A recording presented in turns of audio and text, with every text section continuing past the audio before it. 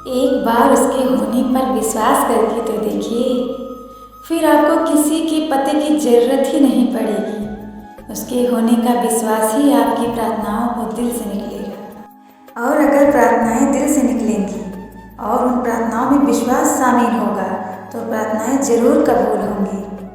आपकी प्रार्थनाओं में भरोसा उस छोटे बच्चे की तरह होना चाहिए जिसकी माँ जब उसे हवा में उछालती है पर वह हंसता है और डरता नहीं, क्योंकि वो जानता है कि उसकी माँ उसे कभी गिरने नहीं देगी।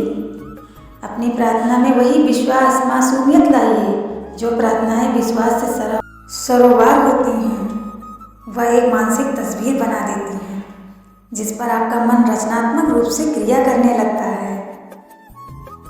कहा जाता है ना, जिस चीज़ को आप दिल से पाना चाहो तो पूरी कायनात भी उससे आपसे मिलाने की आपकी मदद करती है। बाइबल में कहा है, मांगो और तुम्हें मिल जाएगा,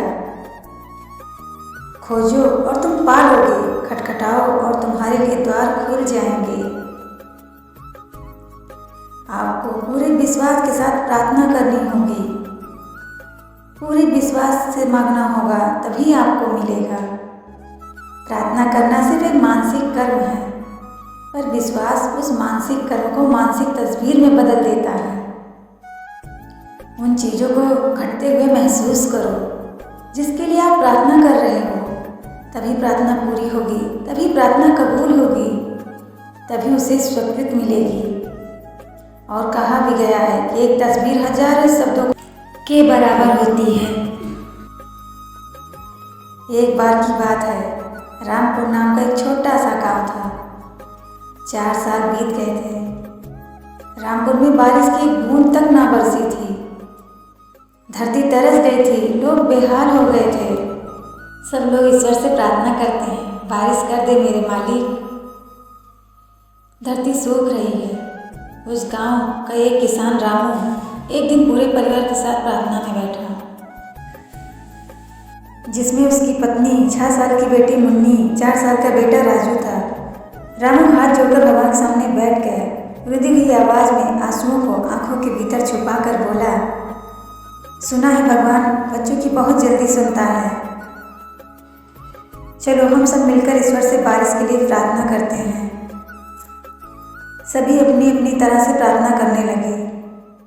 मुन्नी मन ही मन भगवान से कह रही थी, मेरे बाबा बहुत परेशान हैं, आप तो कुछ कर सकते हैं, हमारे गांव में बारिश दर्ज कर दीजिए ना। पूजा के बाद सब लोग उठ गए। रामू कुछ काम से बाहर जाने लगा। आप कहाँ जा रहे हैं बाबा? मुन्नी बोली। बस खेत में जा रहा हूँ मुन्नी, बाबा बोले। बाबा रुको, अपने साथ छाता ले जाओ। मुन्नी दौड़कर भीतर गई और खूंटी से टंगा छाता ले आई।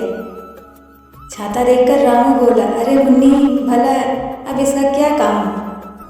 शाम होने को है, धूप कब की जा चुकी है। मुन्नी मासूमियत से बोली, बाबा आप भूल गए, अभी थोड़ी ही देर पहले तो हमने प्रार्थना की है।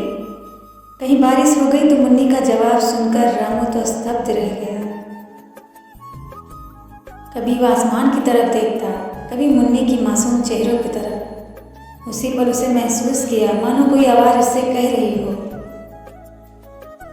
प्रार्थना करना अच्छा है, लेकिन उससे ज़रूरी है इस बात पर यकीन करना कि तुम्हारी प्रार्थनाएं सुनी जाएंगी, फिर उसी हिसाब से करना।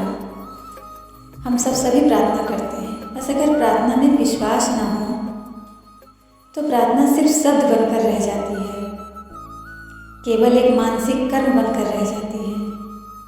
प्रार्थना में विश्वास रूपी रंग से मानसिक तस्वीर बनाओ, उन चीज़ों को होते हुए महसूस करो जिसके लिए आप प्रार्थना कर रहे हो, तभी प्रार्थनाएं सफल होंगी।